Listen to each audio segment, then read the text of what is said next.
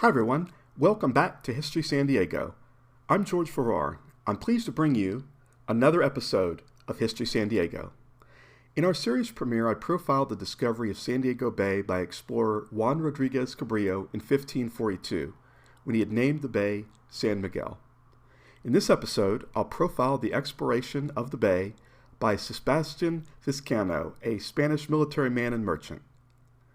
On November 10, 1602, he renamed the bay San Diego in honor of Didacus of Alcala, also known as Diego de Alcala, who lived from 1400 to 1463. He was a Franciscan Catholic missionary who cared for the poor and sick of Spain and was canonized by the Pope in 1588. Later, a mission here in the San Diego area would be named after him. We'll learn more about that in a future show. After arriving from Acapulco in his fleet of 3 ships, the San Diego, the San Tomas, and the Tres Reyes, Sebastián Vizcaíno mapped the bay, his expedition went ashore, and he encountered the Native Americans. He had been designated by the Spanish Viceroy in Mexico City to seek out and chart safe harbors for the Spanish trading fleet. As you can see, there was a profitable trading route that the Spanish Empire depended upon, but it was at the mercy of English and Dutch pirates. Also, there had been the claiming of what we know today as the area of Northern California as Nova Albion or New Albion for England by English explorer Sir Francis Drake in 1579.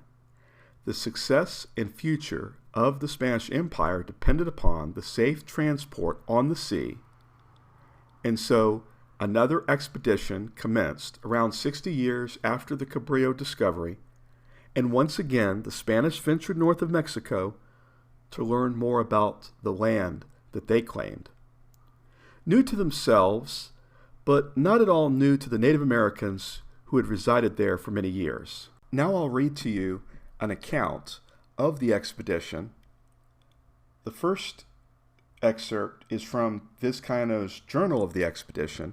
These excerpts I'm reading from the book The Explorers, which was published in 1960. The next day, Sunday, the 10th of the month, we arrived at a port which must be the best to be found in all the South Sea. For besides being protected on all sides and having good anchorage, it is in latitude 33.5 degrees. It has very good wood and water, many fish of all kinds, many of which we caught with seine and hooks. On the land there is much game, such as rabbits, hares, deer, very large quail, royal ducks, thrushes, and many other birds.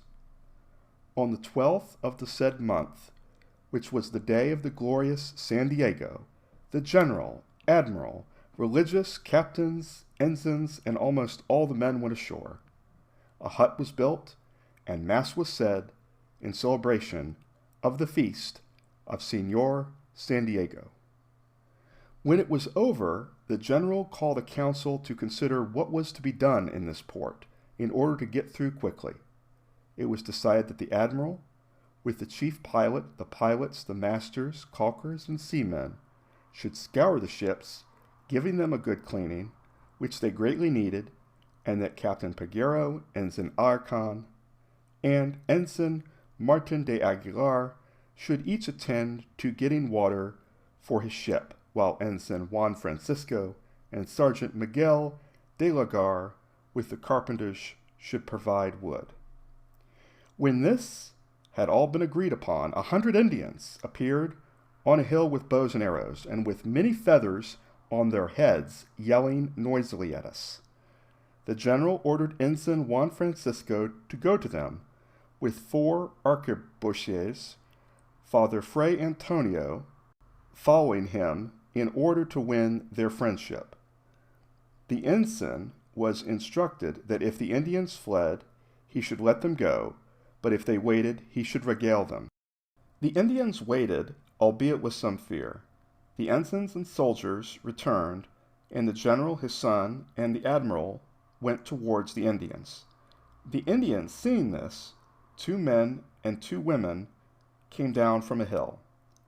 They having reached the general, and the Indian women weeping, he cajoled and embraced them, giving them some things. Reassuring the others by signs, they descended peacefully, whereupon they were given presents.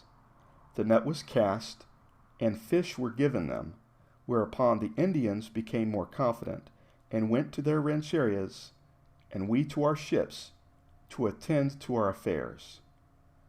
Friday the 15th of the month, the general went aboard the frigate, taking with his son, Father Fray Antonio, the chief pilot, and 15 arquebusiers to go and take the soundings of a large bay which entered the land. He did not take the cosmographer with him, as he was ill and occupied with the papers of the voyage. That night, rowing with the flood tide, he got under way, and at dawn he was 6 leagues within the bay, which he found to be the best, large enough for all kinds of vessels, more secure than at the anchorage, and better for careening the ships, for they could be placed high and dry during the flood tide, and taken down at ebb tide, even if they were of 1,000 tons. I do not place in this report the sailing directions, descriptions of the land, or soundings, because the cosmographer and pilots are keeping an itinerary in conformity with the art of navigation. In this bay the general, with his men, went ashore. After they had gone more than 3 leagues along it, a number of Indians appeared with their bows and arrows, and although signs of peace were made to them, they did not dare to approach, excepting a very old Indian woman, who appeared to be more than 150 years old, and who approached weeping.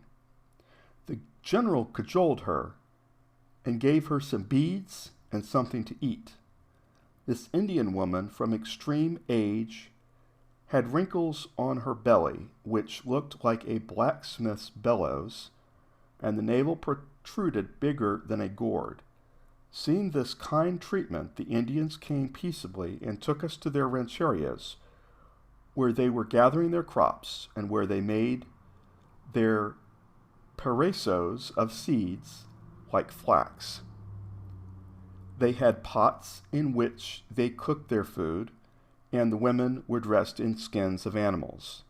The general would not allow any soldier to enter their rancherias, and it being already late, he returned to the frigate. Many Indians accompanied him to the beach. Saturday night he reached the captain's ship, which was ready. Wood, water, and fish were brought on board, and on Wednesday, the 20th of said month, we set sail.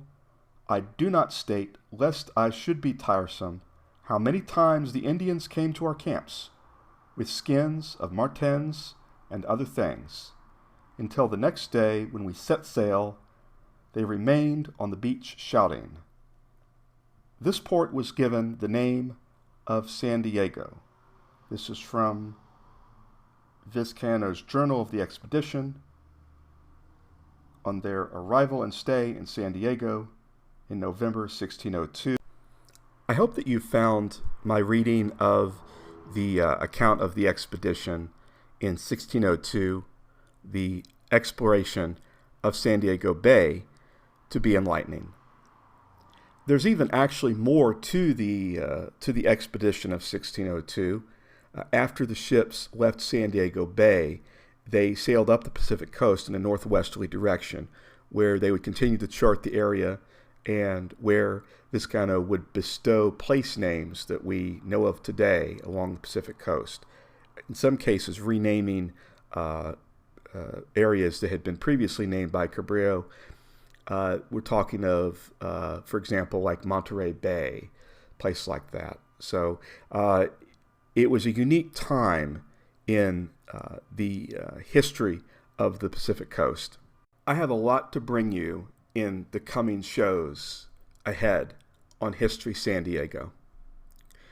In our next show, I'm going to be profiling specifically and totally the Native Americans of the San Diego area, what we would know of as the San Diego area, between 1602 and 1769.